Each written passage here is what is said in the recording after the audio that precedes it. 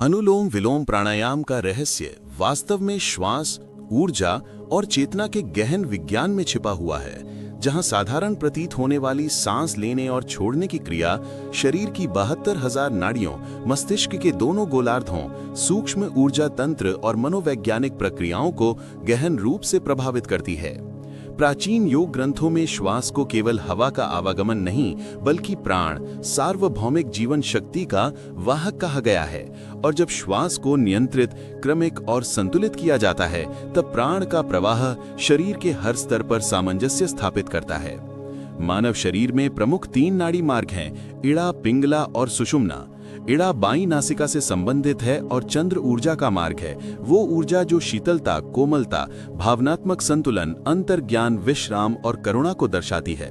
इसके विपरीत पिंगला दाईं नासिका से संबंधित सूर्य ऊर्जा का मार्ग है, जो उत्साह, बल, क्रियाशीलता, गर्माहट, आत्मविश्वास, तर्क और तेज निर्णय क्षमता का प्रतिनिधित्व करती है। साधारण जीवन में अधिकांश लोग इन दोनों ऊर्जाओं में लगातार असंतुलन के कारण तनाव, अनिद्रा, क्रोध, चिंता, ऊर्जा के उतार चढ़ाव और स्वास्थ्य संबंधी समस्याएं अनुभव करते हैं। यही वह बिंदु है जहां अनुलोम विलोम के रहस्य की शुरुआत होती है।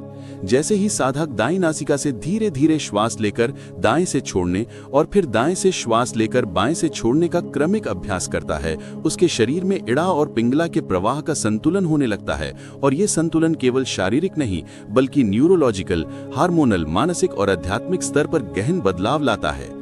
वैज्ञानिक दृष्टि से देखें तो अनुलोम विलोम का अभ्यास वैगस नर्व को सक्रिय करता है, जो स्वायत्त तंत्रिका तंत्र का मूल केंद्र है। इसके सक्रिय होने से शरीर तनाव प्रतिक्रिया की अवस्था से बाहर निकलकर विश्राम और उपचार की अवस्था में प्रवेश करता है, जिससे हार्ट रेट स्थिर होता है, रक्तचाप नियंत्रित होता है और मस्तिष्क तनाव हार्मोन को कम कर शांति का अनुभव कराने लगता है। इस प्राणायाम का धीमा और अनाहत, बिना आवाज के श्वास प्रवाह ऑक्सीजन और कार्बन डाइऑक्साइड के अनुपात को संतुलित करता है, जिससे कोशिकाओं में ऑक्सीडेटिव तनाव घटता है और शरीर सूजन, थकान और रोग कारण बनने वाले मुक्त कणों को निष्क्रिय करने लगता है। यही कारण है कि अनुलोम विलोम को प्रतिरक्षा क्षमता बढ़ाने, हार्ट और फेफड़ों के स्वास्थ्य में सुधार, पाचन क्रिया को सुचारू करने तथा माइग्रेन, एलर्जी, साइनस और हाइपरटेंशन जैसी समस्याओं में प्रभावी माना गया है।